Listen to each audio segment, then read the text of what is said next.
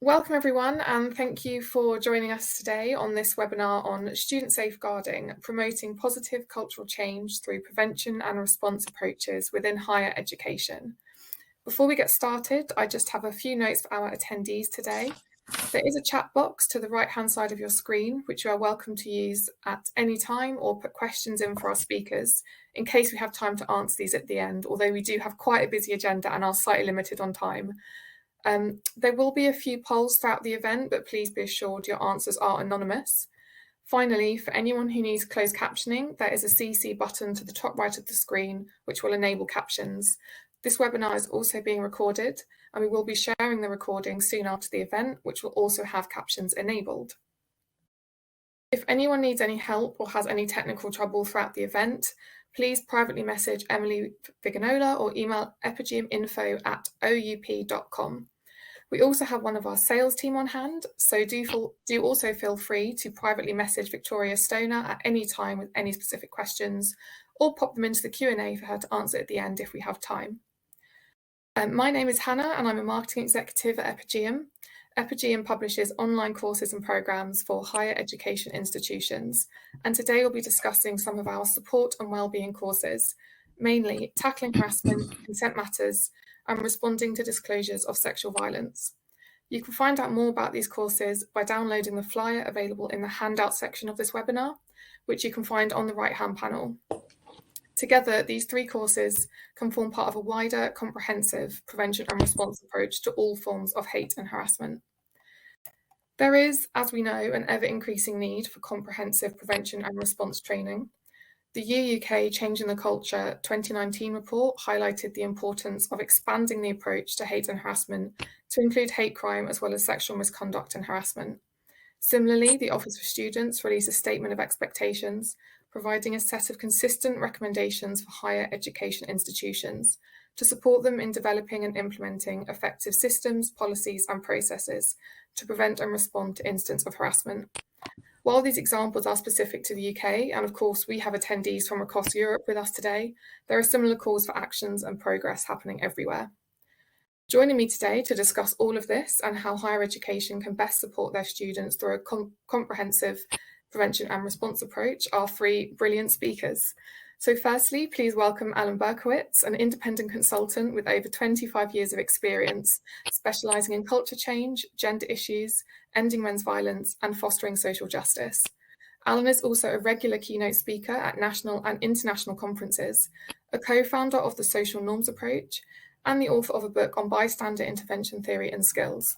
He is also the lead advisor for both our Consent Matters and Tackling Harassment courses. Also joining us, we have Angie Wright, Education Development Lead at Stop Hate UK, the leading UK charity combating hate in all its forms.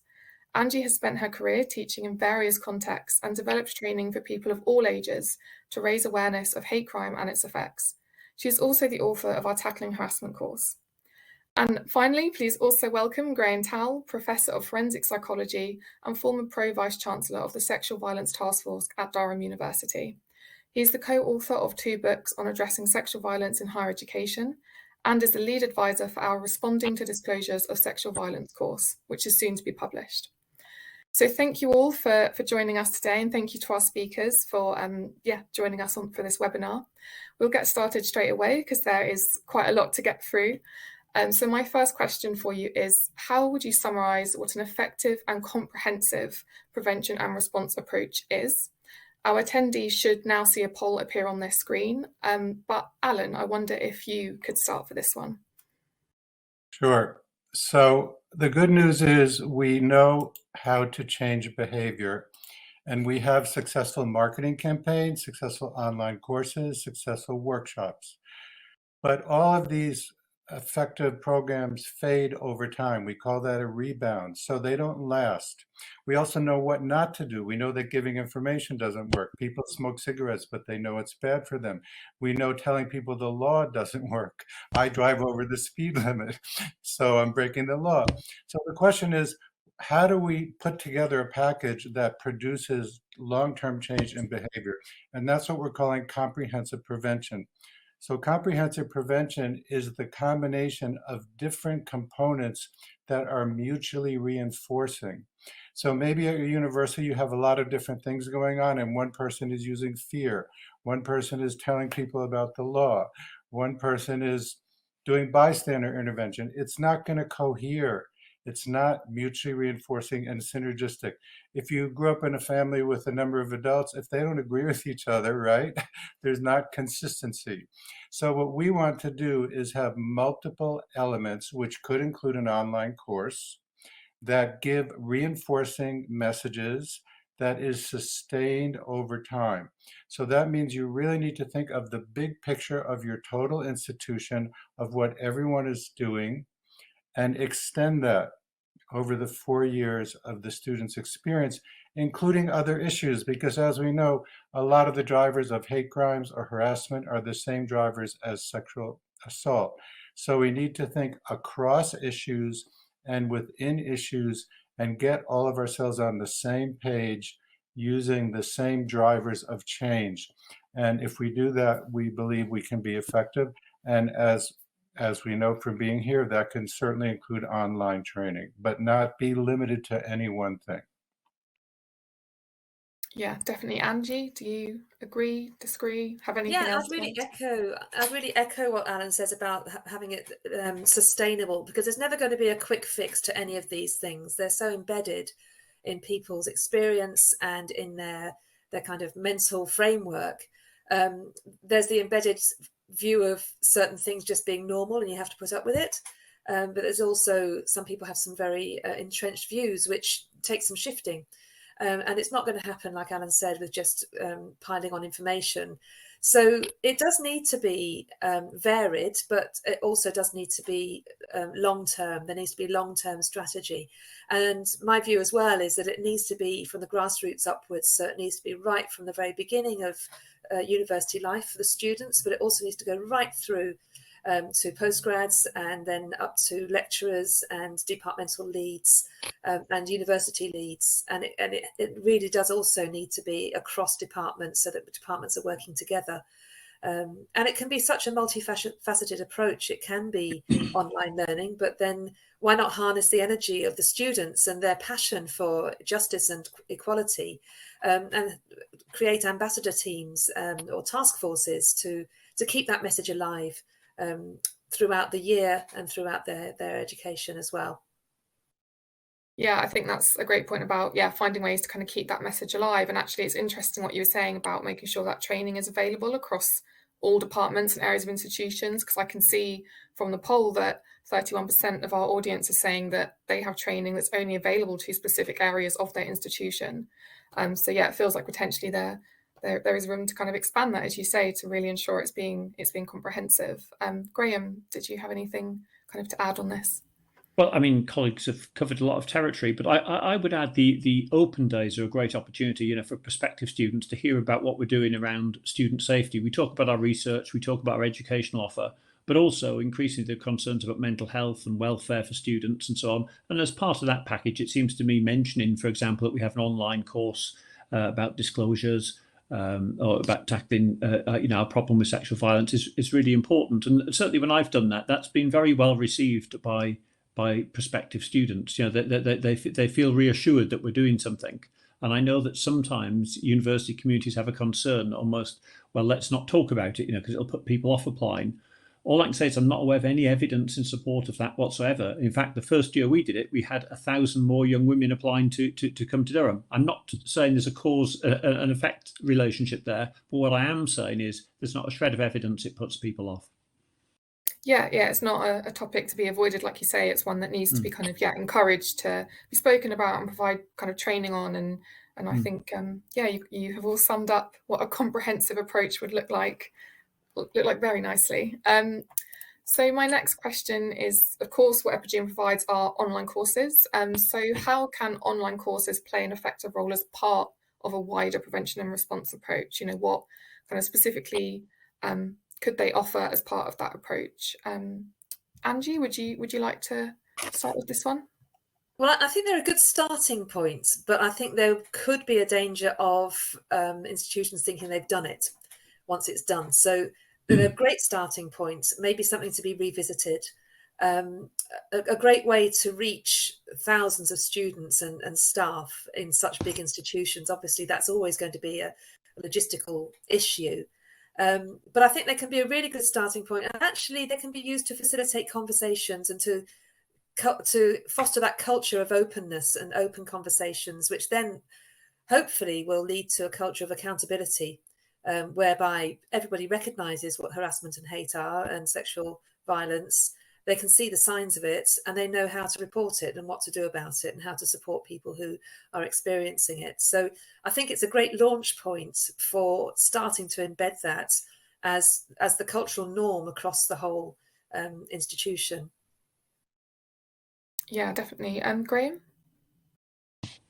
Yeah, I mean, I think they have a part to play. It's a key part, as you say. Part of it is we can get to bigger numbers very quickly and straightforwardly. That's important. But also, just like you just did a poll now, we can get information from people, get some sense of where they're at, what the starting point is for them at the beginning of the course, and then what the sense is then about if there's been any change during the course, and we can get that sort of feedback quite quickly and effectively. So I think it's a very effective way of getting some good quality information very speedily and conveying the essentials of what's needed. So, for example, with disclosures, I may go ahead later and talk more about that if there's an opportunity. But it's getting the essential messages across, which I think is so key in this field, and it's a very good medium for doing that, to my mind. But I would agree with colleagues. It's part of an overall picture. Yeah, I think one of the things we have to be careful of is not to say, no, well, we've got an online course, that's that box ticked, we've done it now. Because it's actually what we do with the online course and what else we do from that that's important too.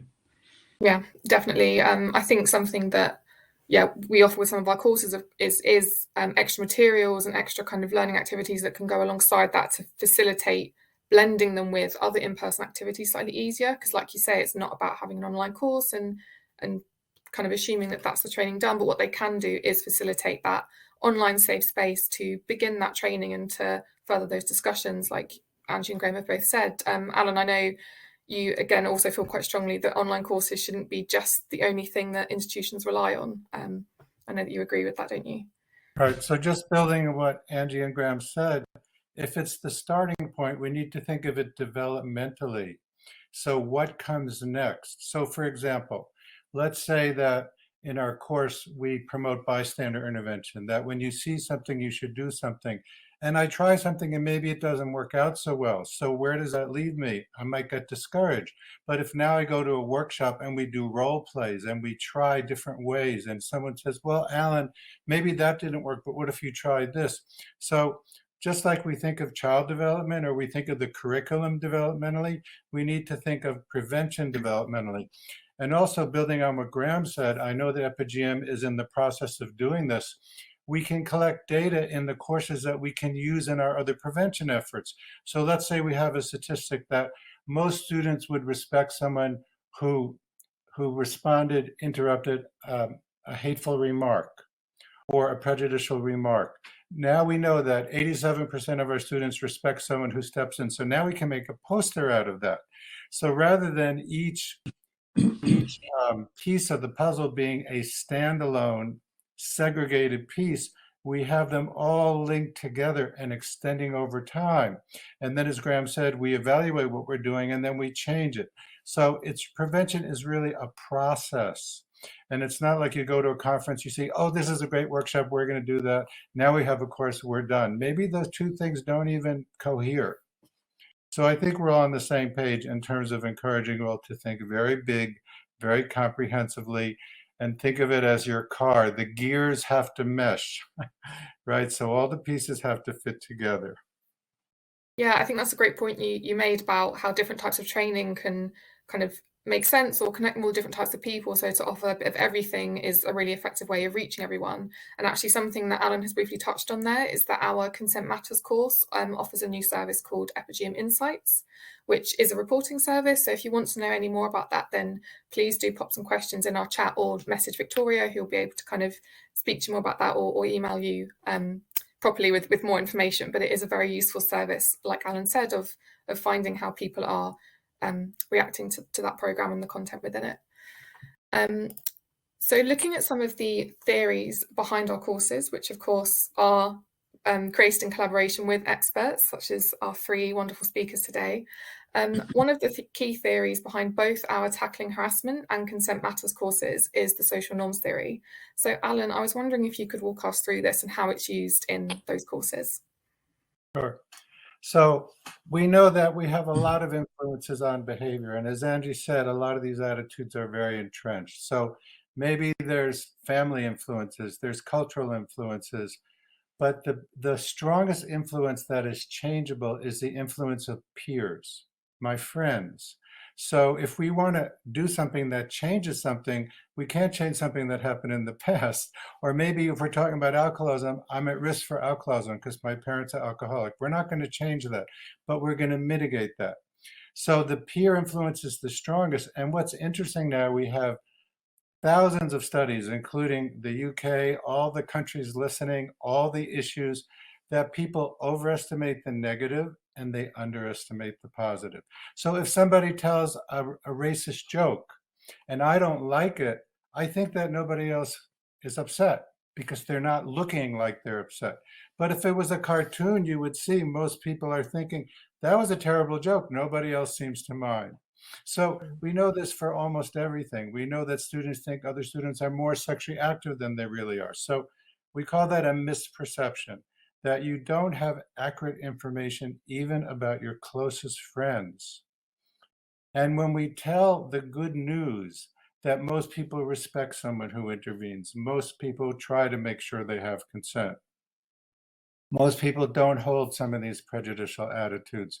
When we tell people the good news, that gives people permission to act on their goodness. So we call that the social norms approach, and it's built into the course. It's more complicated than that because a lot of times people might not believe the new information you're giving them, but we know that it's effective. And also the problem people. Let's say I'm telling the offensive joke and I think that Hannah, Angie, and Graham think it's funny. So I'll keep telling it.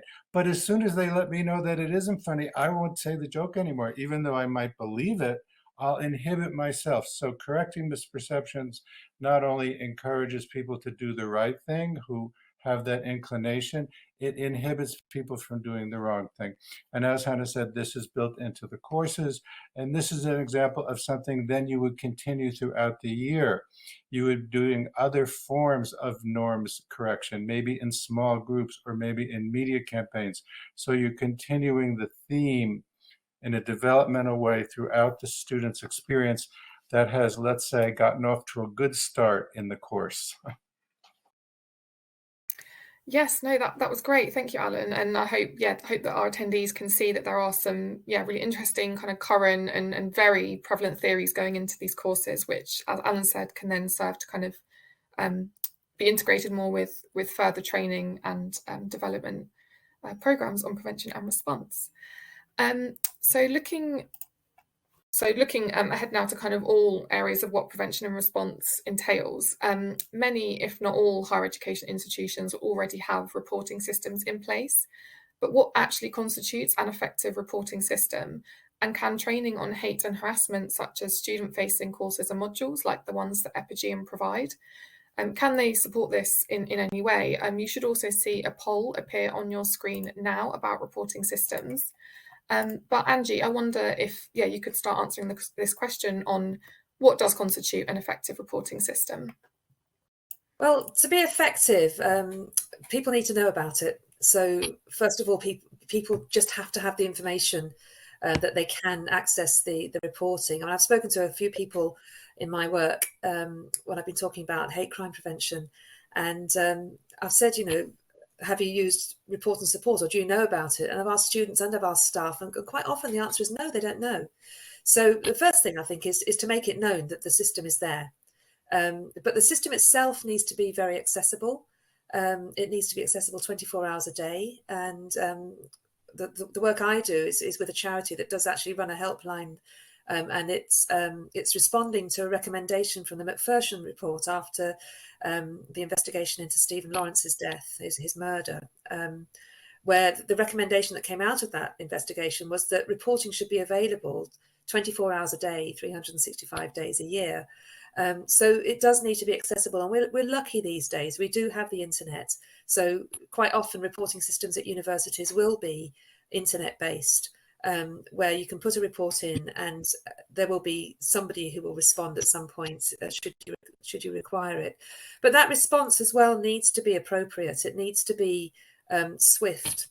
People who have experienced some of this harassment and discrimination don't want to be left hanging on, don't want to be left feeling like they've filled in a form and now they're just part of a machine, and once the machine ticks round, their report will be dealt with. They need a really swift response, because quite often the harm that happens can go very deeply into them, and it's very difficult to move on if you've not had a chance to talk it through at least.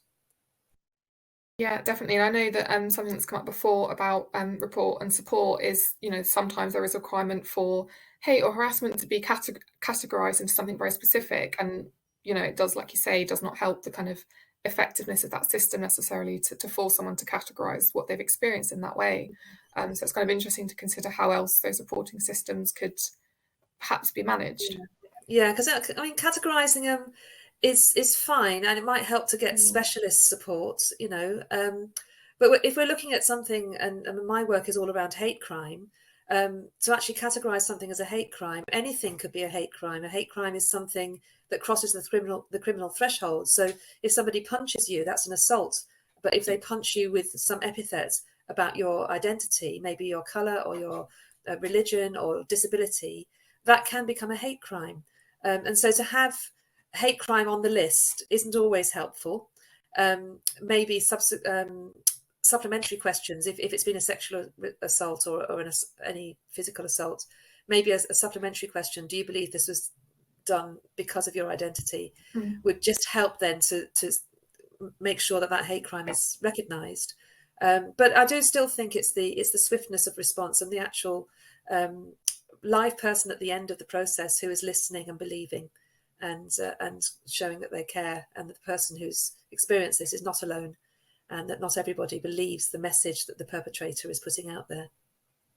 Yeah, I mean, it's great to see from the poll actually that 64% of our attendees said that they do have a reporting system at their institution. That is taking into account some people that have said it's not applicable. So that is, quite good to see, quite encouraging to see that they do feel that there is great reporting systems in their institutions, of course. And I think that having an effective reporting system obviously does link to kind of the importance of reducing barriers to reporting so that they can report earlier. And I know that Alan, you've obviously worked on the Bystander Theory and kind of introduced that into some of our courses. I wondered if you could talk a bit about that as well. Sure. First, I want to build on what Angie said to illustrate something. Of course. So let's say we find that 87% of our students know about the reporting system, and then we do a survey, and I don't know, most of the people who access it feel that it was helpful.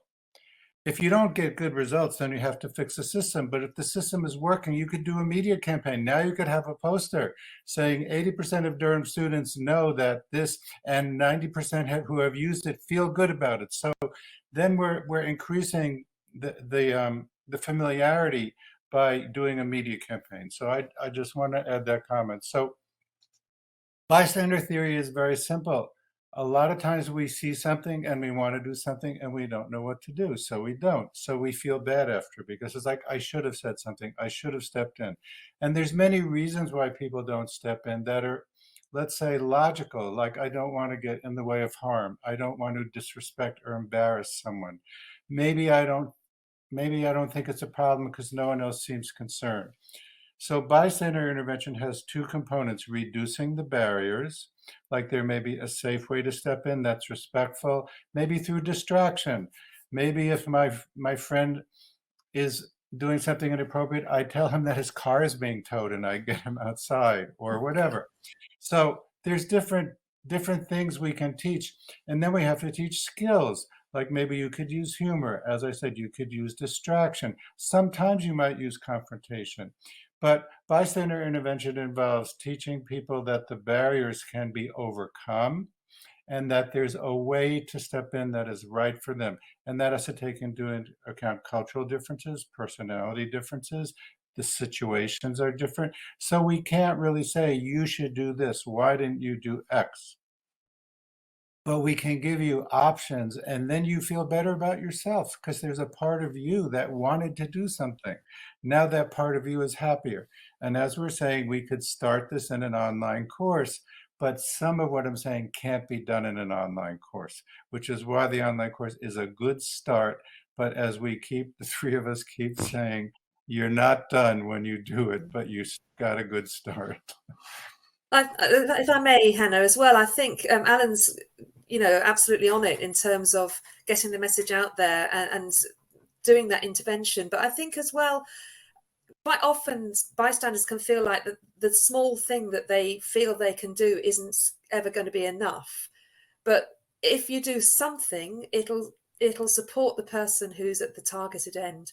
And even eye contact can be something, with the victim, just eye contact with them, and maybe even just afterwards, just saying, are you okay? Do you need some help reporting this? Or, should we go get a coffee? Or should I walk you to somewhere safe? Just the smallest thing. And it doesn't have to involve actually confronting the perpetrator or getting yourself in the line of fire. It can be the smallest thing. Just that acknowledgement will help the person at the receiving end to feel that not everybody has that same opinion of them, and not everybody is buying into that narrative that the perpetrator is trying to give. Yeah, I think that's a really key takeaway, that, like you say, that support, if you are a bystander in these situations, can actually come in many different forms. However small you may think it is, that support can come in lots of ways. Graham, did you have anything to add on reporting systems or anything that we've talked about?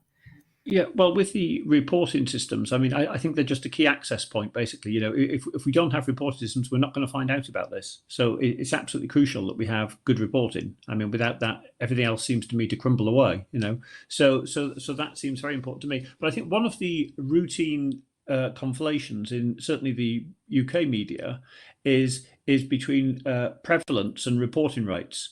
So this is quite interesting in terms of how institutions handle this point. Because if they hear that at X institution there's a very high reporting rate, I think the concern or the fear amongst particularly less experienced management teams is that will be bad publicity, and it needn't be. It really needn't be, And I think that institutions need to be very careful about controlling that narrative to say that actually having high reporting rates is most likely showing a higher level of trust in the institution and familiarity with the systems that we're all discussing. And that seems to me a really important point, to have a very clear narrative, through, if different universities have their media offices, but having a set narrative on that one, I think is so important, because it's such a shame when these, less experienced management teams suddenly fight shy of this. They're fearful of of that. And the problem with that is that might discourage people from reporting. I mean, that's one of the problems. Who wants to be an embarrassment for an institution? So it may discourage you. So that's why it's problematic, and that's why I think it's something to address. It's very important, I think, to talk about reporting, and disclosures in a positive way. I mean, it's unfortunate and deeply regrettable that people have the things to report and to disclose. But if they do, then we need to know about them, because that's the only way we can start addressing them and supporting the person. And that's the picture. Oh, sorry, Alan. Go on. No, Graham's point is a great example of how prevention has to be comprehensive, because now you need to involve your media relations, you need to involve your development office. Maybe you even need to explain to the alumni that everything isn't going downhill. So it's really a whole institution effort that brings in all these departments as you go forward. Yeah. Sorry, Angie. That's all right. I was just going to throw in an aside, really, on the back of what Graham was saying, which is that nationally we know that in Britain, less than 50% of hate crime and hate incidents are reported. So I think the figure is something like 52% of hate incidents are not reported. But some people would quote a much higher figure. So if we think that what we actually see is really just on the surface, and that people are reporting, but that will only be a fraction of what's actually going on, And if you want to create a safe institution, you are going to want those reports to come forward so that you can then put in the protection measures, the awareness measures, the culture change to make these things unacceptable amongst groups of students and staff. You know, that reporting, I think Graham's right, is absolutely key. Yeah, definitely. Like you've all said, the reporting, it's not something to be feared. It doesn't have to be a negative thing, as Graham so rightly summed up. It's essential to have those systems in place to make sure that students can kind of trust them and access them, which leads us into our next question. Considering the importance then of having a safe, accessible and effective reporting system for students, let's also look at the importance of having training on handling and receiving disclosures for staff members or any student leaders. Any member of staff or any student leader can receive a disclosure, as we know, but how can institutions assure their students that they are providing effective training for these members of staff? And how can students be made to feel safe if they are disclosing? And so why is it important to provide training on responding to disclosures? Graham, let's start with you, because obviously you are our lead advisor for our course on this topic.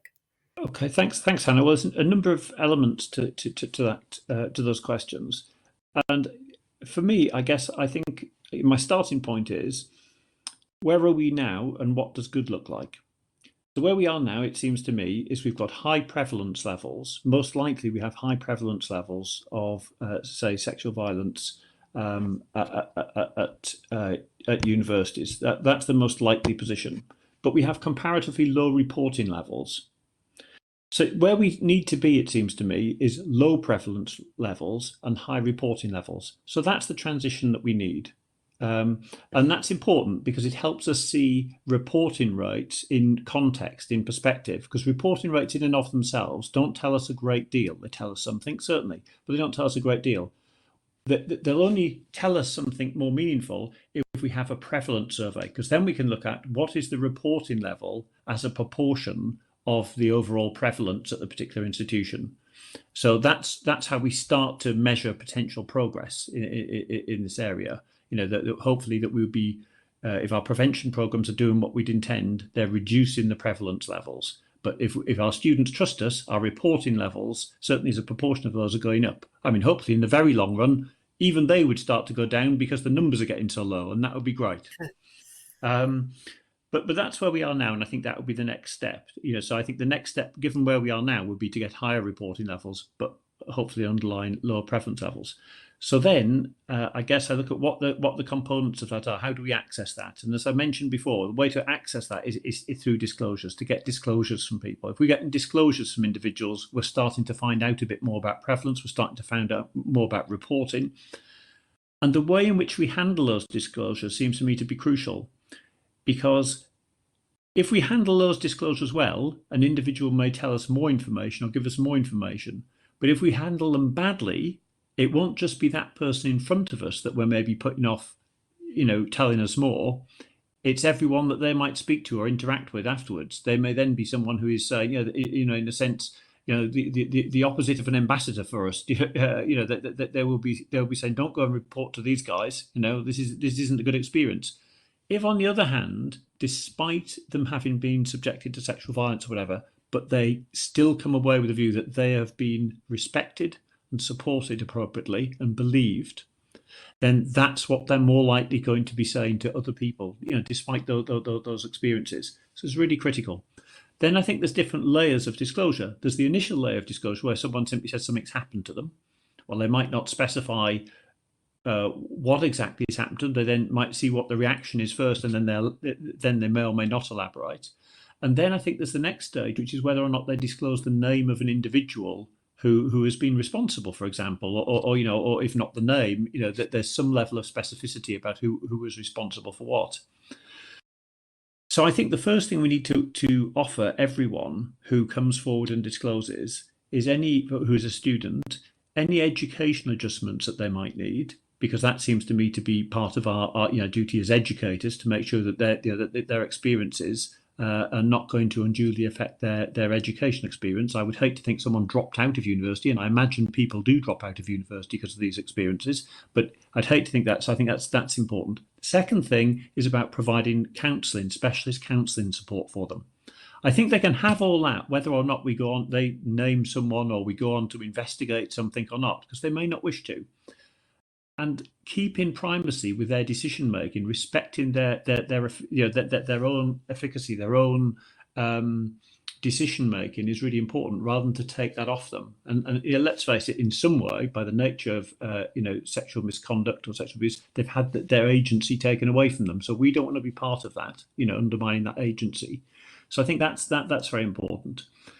If they then want to tell us the names of them, we can then go on to an investigation, should they want us to. And of course, that's just today. Sometimes people who report think that they've got to prove their case beyond all reasonable doubt, like a court of law. This is not the case. I mean, a university doesn't send people to jail. So a university doesn't have that threshold for evidence in cases of student misconduct. The standard case for student misconduct in general would be: is it more likely to have happened than not? Which is a very different level of evidence and type of evidence. So sometimes people knowing that can give them a confidence to come forwards more, because they maybe hear the stories in the media about how hard it is to prove things. It's one person's word against another or whatever, but they needn't necessarily be barriers. So training staff in that and alerting staff to some of these important details seems to me to be fundamental, that staff can then be confident, and indeed student leaders too. I mean, student leaders, I think, are a really important target, because they've got something that no staff really have in terms of peer persuasion, peer influence, and so on, which can be very powerful, as we've already touched upon. But certainly with staff, training staff in disclosure training, and some of it is just what not to do, and what not to do almost in an unthinking way. So, for example, it's not uncommon if someone gets a disclosure to say something like, "Oh, we were out drinking." Now, they from their perspective, they're just seeking clarification of what was happening. But from the perspective of the person who's reporting, they may be feeling judged. They may be feeling blamed. So even simple and straightforward things like that, which for those of us in the field just seem obvious, are not obvious to everyone every time. And also, when individuals get a disclosure, they're not necessarily expecting it. They're not necessarily at their best in terms of switched on to this area immediately. They might say something, any of us could, inadvertently, but training people in that, so at least then there's a lower chance of someone saying something which could be interpreted entirely understandably in that sort of way. So training people in that seems to me to be really important, and it's genuinely challenging, because what we're doing is we're training people for comparatively rare events in their everyday working life, and we're trying to make sure that they respond in a way which is helpful and positive for those people who are feeling hurt and maybe angry, who are coming forwards. So that would be my opener on those questions, Hannah. Yeah, I think something you said there that was kind of especially key to point out is that, like you say, not everyone in their day-to-day jobs is an expert in this field or dealing with these kind of disclosures and events regularly. They are rare events, but that's why it's therefore important to be able to provide training on them, so that if it does happen, it isn't a surprise and they're not left unsure or kind of unconfident. And I can see that actually this poll we've opened about have our attendees ever received a disclosure is one of the closest we've got over this event in terms of the poll results. About 38% felt they were able to provide an effective response when they received a disclosure. 24% said they found it difficult to know whether they provided an effective response. 24% also haven't received a disclosure. So I think that really shows the kind of split between staff or student leaders that have received a response, those that haven't, how they feel about the response they gave. Received a disclosure, how they feel about the response they gave to the disclosure. It's a difficult kind of area to provide training on. Sorry, Graham, not like you were going to continue. Well, yes. Sorry, I was just going to continue, and hence why I think this area is particularly useful to have an online course for, because it can get to a lot of people where they can cover these are the do's and don'ts. And I think people, essentially that's a very common question when I've been involved in training. People say, well, what are the do's and don'ts? No one wants to put their foot in it and get it wrong or be hurtful or whatever. But we all have that capacity at some level. So actually having that opportunity to just focus on those areas, an online course which they can study at their own pace, which they can check their learning and understanding of, just seems to me to be something very useful for the whole university community to engage with and to undertake. So I think the medium's particularly useful there, because it's it's not necessarily a very long course or very detailed, or it's a relatively contained and short course, but in a very focused but important way. Because if we don't have that, other things can go wrong. The person disengages from us, or they share their disappointment with us to others and put others off. So it's a critical course in that sense. Yeah, and there's actually an interesting comment in the chat here I can see, based off kind of something you said while you were speaking there. While there may not be a criminal threshold in a university setting, if universities are more focused on advice than their lawyers, also if the reported student has a lawyer, but the reported students also don't have that, basically how do you kind of overcome the... So I'm just trying to read this question. Yeah, how do you overcome that discrepancy between the kind of lawyers and not having a criminal threshold in the university setting, if that makes sense?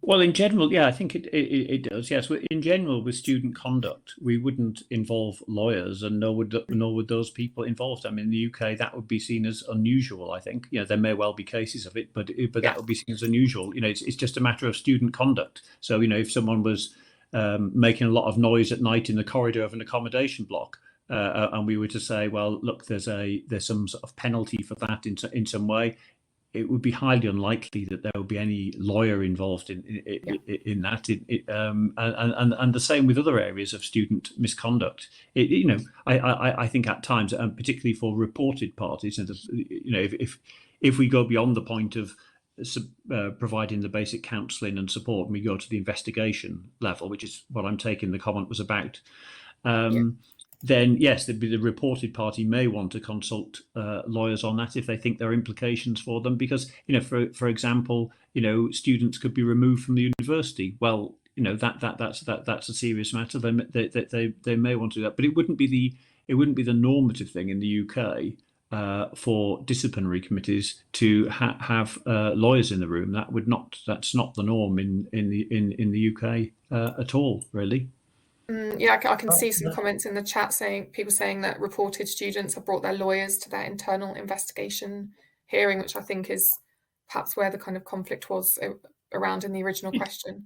It's interesting that universities have made the decision to allow them to. I mean, that's a decision that they're making. That's interesting. Yeah. And maybe there's an assumption, or maybe there's an assumption amongst the students that they're up against the big institution who have got their policy and their law behind them.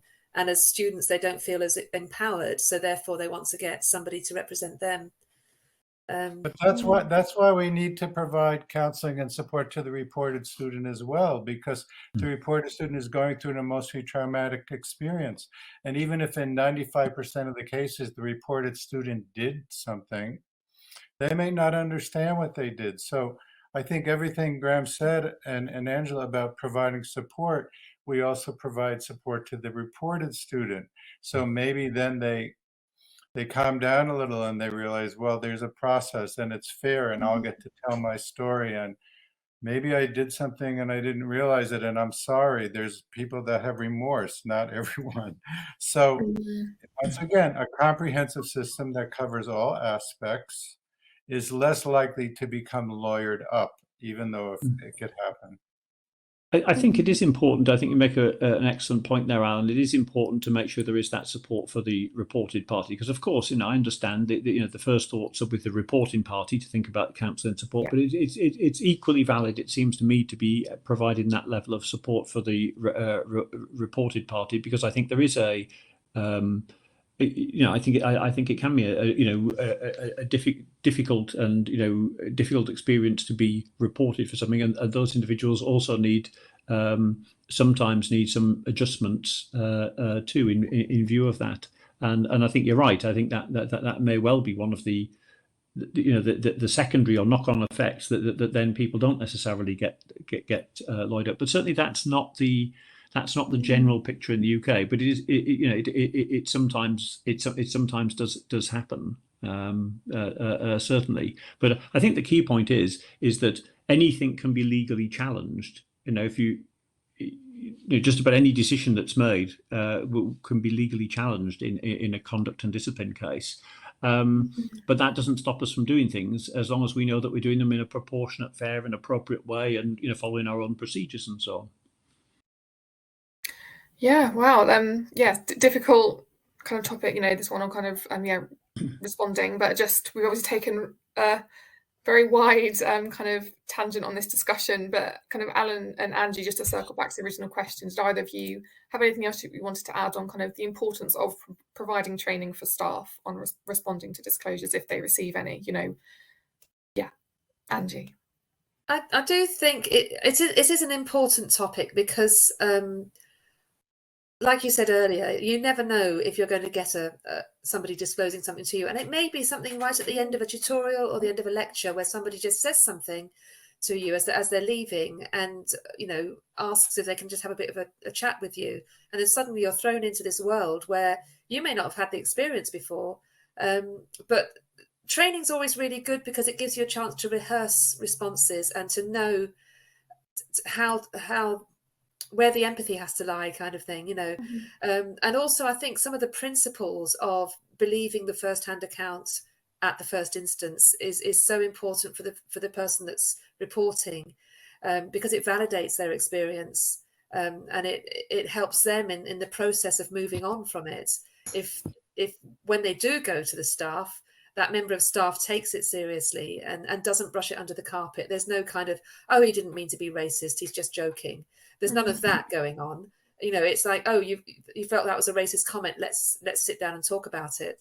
And just, it doesn't have to be a big, heavy thing. It can just simply be sitting down and talking about it, talking it through, and then considering the next steps for the person who's been targeted and the person who may have dealt the discriminatory comment or whatever it might be.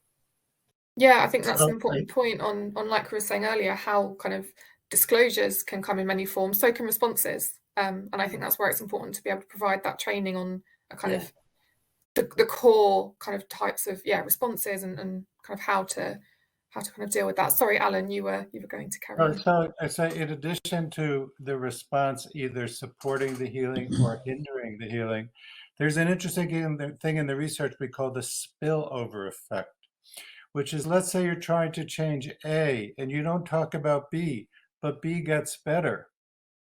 So I would say this training is going to have a ripple effect or a spillover effect, and people who get this training are going to be more compassionate, good people. So maybe someone in your family has an illness, right? And you say, oh, I have to go home for the weekend. My brother got in a car accident. Well, the same training is going to help in everyday life. So we shouldn't think of these things in silos or as segregated. We're teaching people to be better human beings. And someone who's been through a hate crime is traumatized. So we're better human beings in helping them recover. And now we do that in other parts of our life. And coming back to the point made earlier about a disclosure and about the importance of believing people, that is important, but it's also important, certainly from a reported party perspective, that any investigator or investigation comes to it in an impartial way. So the person who's disclosed to isn't the person who's going to investigate it. And having that separation is really important in terms of due process. So, I make that point because just as I think it is important to believe people when they come forwards to anyone who's disclosing to them, I hope that, listeners will understand the importance of having an impartial process in terms of the investigative level of this.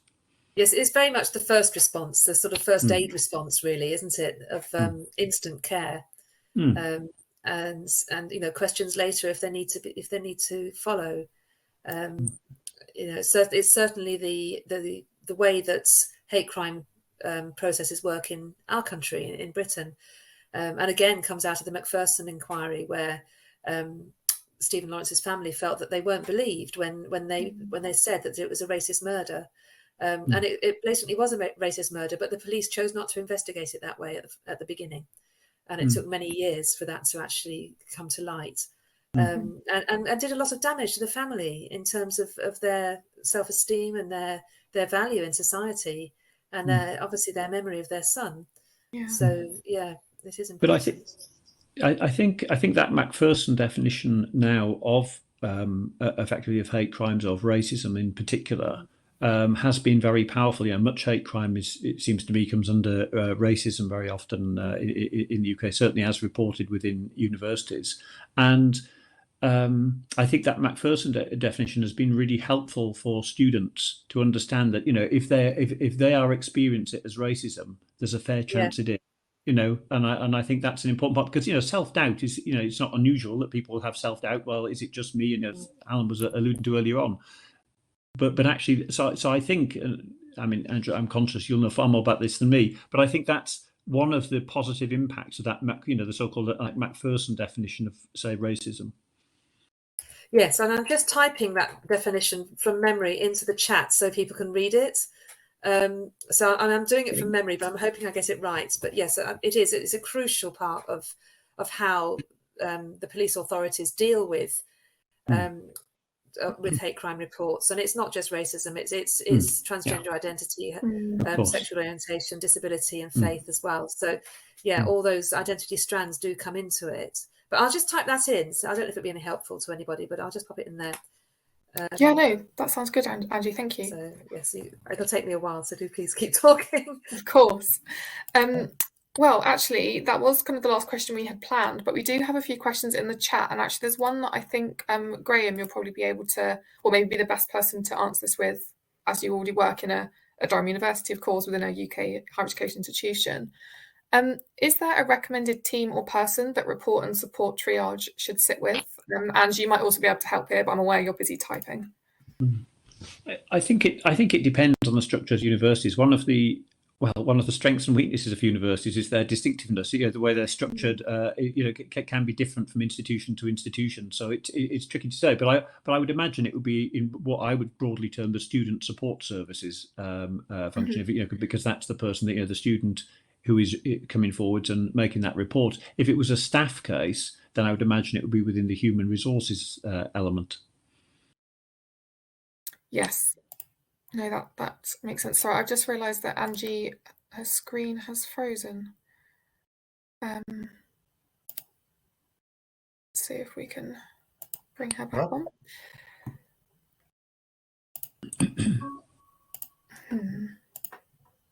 Okay, we will carry on. Hopefully Angie will be able to join and, rejoin. I'll hopefully let my colleague Emily, who is here for technical support, hopefully let her message and find out what's going on with Angie. But in the meantime, let's carry on. If we have some other questions, which I'm sure both of you will be able to answer. How can higher education institutions convince a diverse range of students to do the training, especially when it's online? Who would like to tackle this one? I'll just try that. So these are problems that affect all of us. They affect every group. So however we're defining diversity, first-year college students, people from different ethnicities, immigrants, whatever, different sexual orientations, we need to tailor our presentation of the issue to be inclusive of the different groups that are affected by the issue. So maybe everyone has a friend. So we could do a media campaign that says, do you have a friend that experienced X? Go to this training.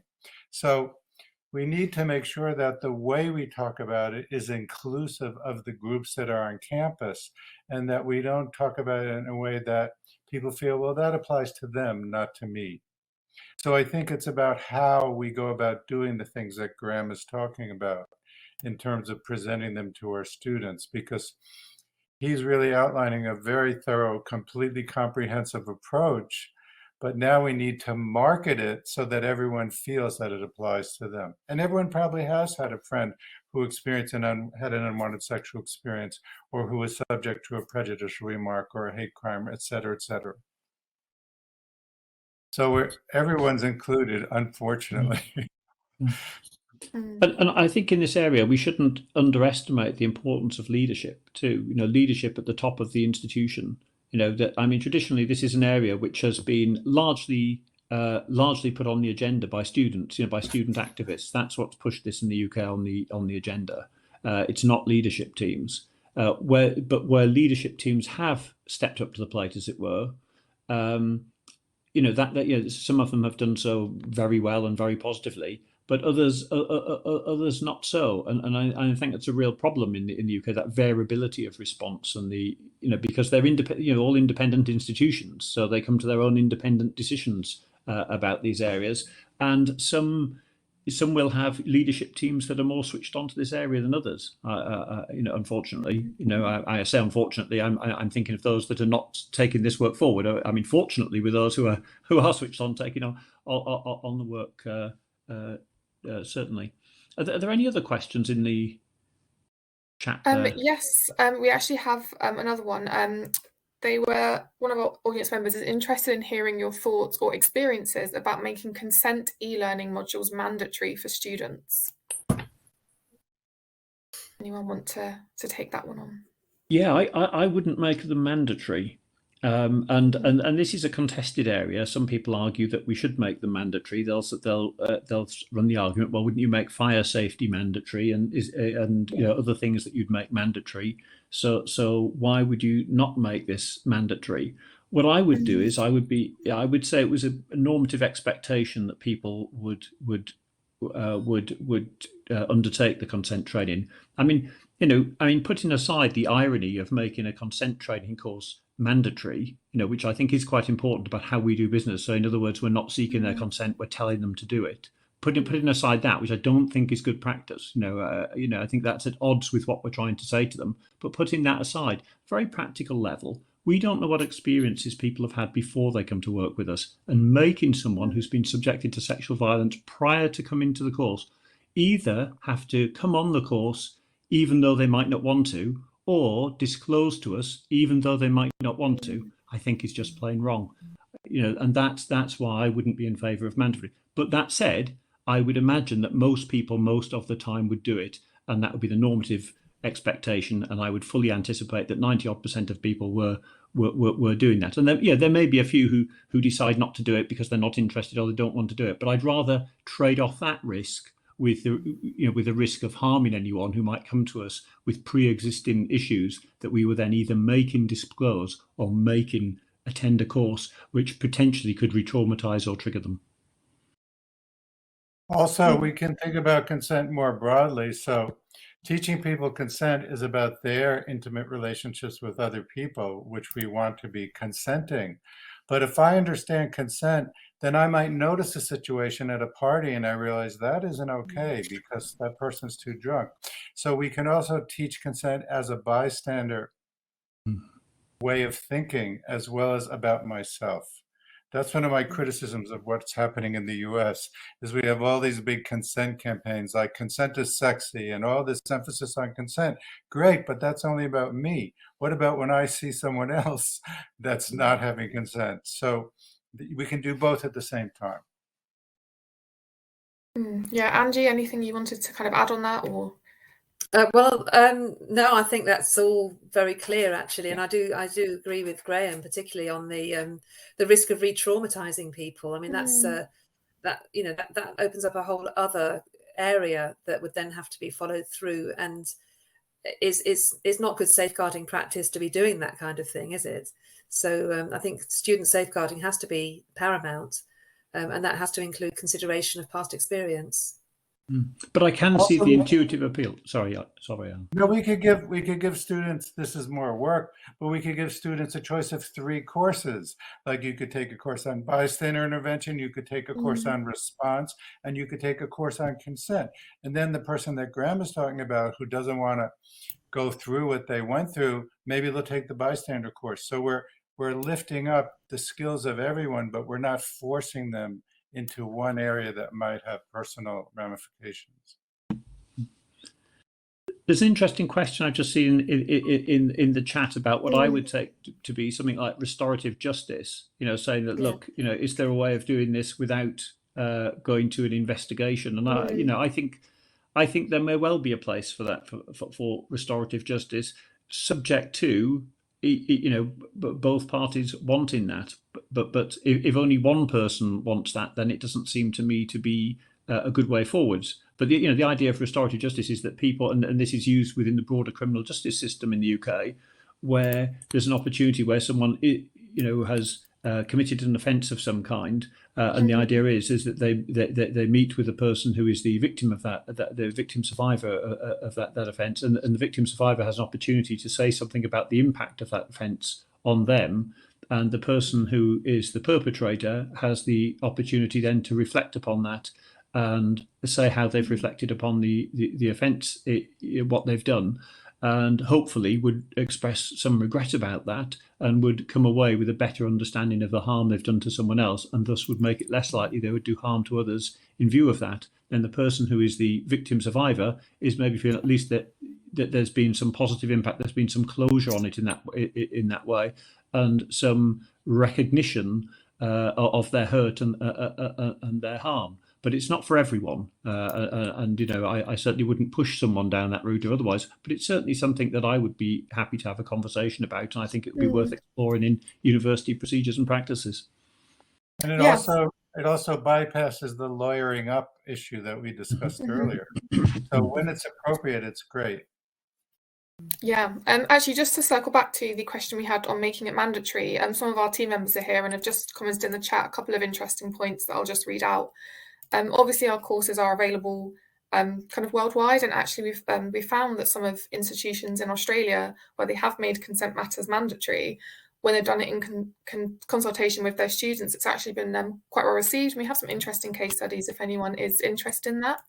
And one of our implementation team has said that quite a common practice is to include it in new students' induction packs, not to tell them that it isn't mandatory, but in the hope they will feel that they should and hopefully wish to engage with the course, which again, I believe has been a very successful kind of method of introducing that course. So there are different kind of ways of including these courses within new students' inductions, which have all pretty much been successful.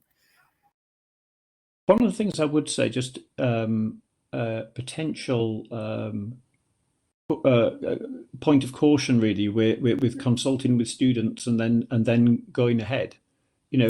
We can consult with students and they'll say, oh, we think it should be mandatory, because maybe most students aren't thinking, oh, well, there could be people who've had these experiences and they're going to come forward. So because in principle, I do think it has an intuitive appeal. Why shouldn't it be mandatory? We're serious about it. Absolutely. Why shouldn't it be?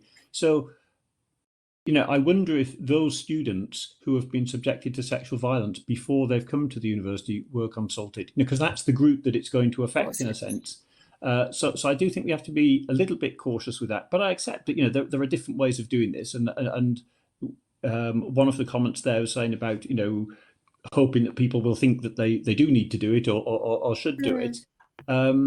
As long as it's not tied to things like access to university facilities and all those sorts of things, then that isn't that far away from my normative expectations. The normative expectation is that someone would do it, but there's almost an opt-out clause for people too. The reality is, I think the overwhelming majority of students will do this, and I think it can be very effective. Which is, I think, what Nick, one of our implementation team members, has pointed out has, like you said, been a very effective way of introducing this. Actually, another question here that is quite an interesting one. And what do you do if someone reports anonymously that an unnamed friend has had an unwanted experience? These are all students. I think this is quite common across universities who have had a report and support system that allows anonymous reporting. So what could be done if this situation arose? Who wants to start with this one? I'm happy to pick it up. That's another. Oh, sorry, go on. Angie, why don't you start with this one? Okay.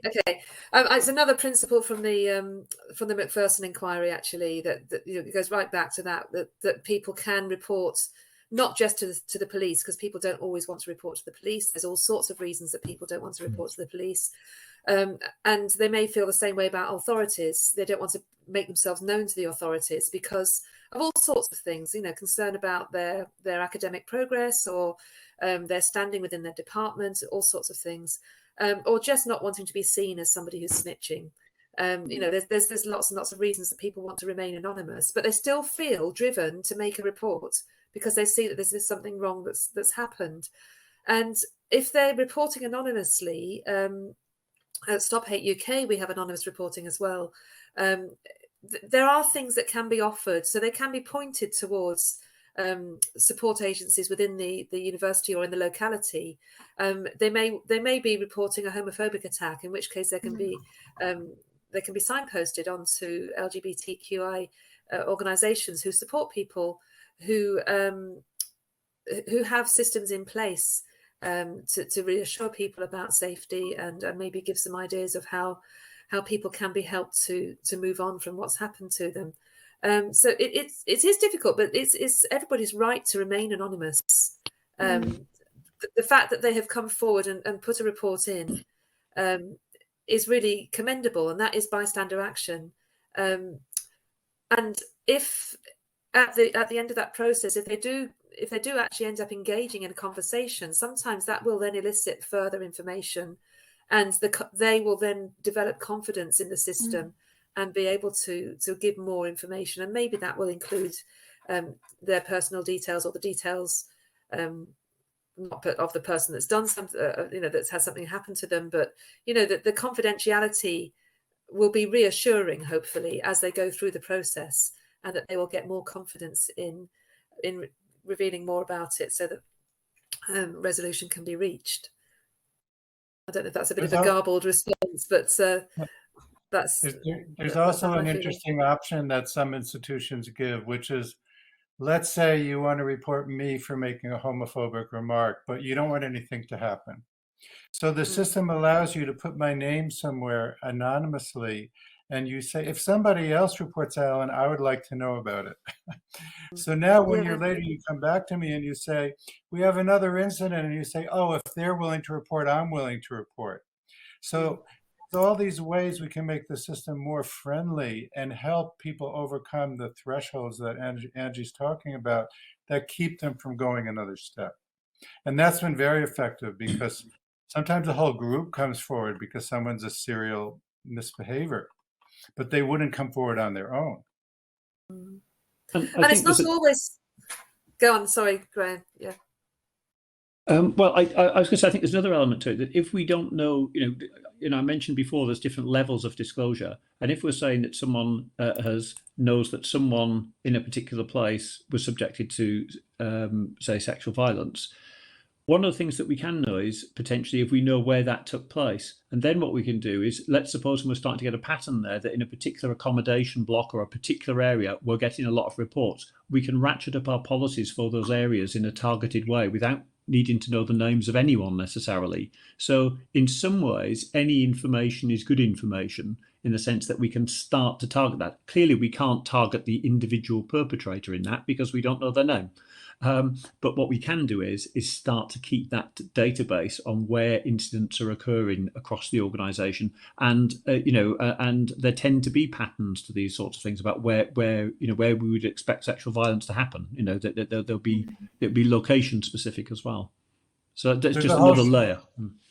There's a whole system for that that's called situational prevention, where you identify the risky places on campus and you do things to make those places less risky. Maybe you put lighting, maybe you improve security. So as Graham said, then we're not talking about anyone's name. We're just looking at the patterns, and we're identifying the high-risk areas, and we're changing something in the system that makes those areas less high risk. Yeah, which I think what this shows and links back to this main theme is where prevention and response needs to be truly comprehensive and wide-reaching. Right. And I think that way beyond we're way beyond Epigen's online courses now, which is the point, right? That it's only one part, and it doesn't cover everything. Yeah, and I think as well that reporting isn't just about getting justice or getting retribution, or somebody being punished. It is about information feed. It is about reassuring people that it is noted, and also it's about sending out the message that things that aren't okay will be reported, and that and that people do have that power. You're not powerless in the face of discrimination and harassment. You can do something. You can do it anonymously if you feel safer that way. But it does mean that the university or the institution is listening, and as Alan says, is then being more proactive in increasing safety for everybody. Yeah, and I think if reporting becomes the new norm, that could impact on prevention, because some would be perpetrators, not all perhaps, but some will think, well, hang on a minute, we don't generally get reported for offending, but here we do. So actually, I'm not going to be offending here. So, you know, so Yes. driving up those reporting levels, you know, if I was to share with colleagues one key message for me, it would be drive up reporting levels, because that will put off some. And I've worked with perpetrators and you know, in prisons and in various settings, and I've worked with, you know, victim survivors, and you know, the idea of the chance of getting caught is quite a big deal from the perspective of a perpetrator. And so if we drive up reporting levels, and reporting's the new norm, that will help shape their behaviours in some ways. Not always, but in some cases it will. That's actually a really interesting point to make. Yes, Angie, sorry. Can I just throw in one more thing there, actually, because we've been talking very much about actions and comments, but you know, we've got to remember this happens online as well. And quite often online offenders feel immune because it's not so easy to identify them. But I think the same message that Graham's just said applies, that if it's reported, and maybe then the university is using its social media outlets to not call out individuals, but to call out actions, saying this has happened, it's not acceptable. It's been noted, it's been reported. You know, it just starts to kind of turn the tide a bit and develop a safer environment for people. And it's that openness and accountability, isn't it? You know, everyone being accountable for their own actions and knowing that some things are wrong, and that they will be noted if they happen. Yeah, that was a great final comment to kind of finish off that really interesting question, actually. I just have one more quick question from the audience before I kind of finish for today, and it's actually specifically for Angie, which is, does Stop Hate UK have full remit in Scotland? I just thought it'd be nice to quickly let you speak about that. Oh, you know, we, like so many other institutions and organisations, are so much at the mercy of funding. And the way that we operate our helpline is on a funded basis, region by region. At the moment, we have nothing in Scotland, but if anybody would like to have a conversation about that, I can put I'll put an email address into the chat, and Excellent. I think I've got the right chat, and you can drop an email and ask for a discussion about it. And it's sometimes a university or a group of universities in one area get together and commission our helpline. And then it's a 24-hour thing, and it's a live person at the end of it, and quite often a call can last 20 minutes.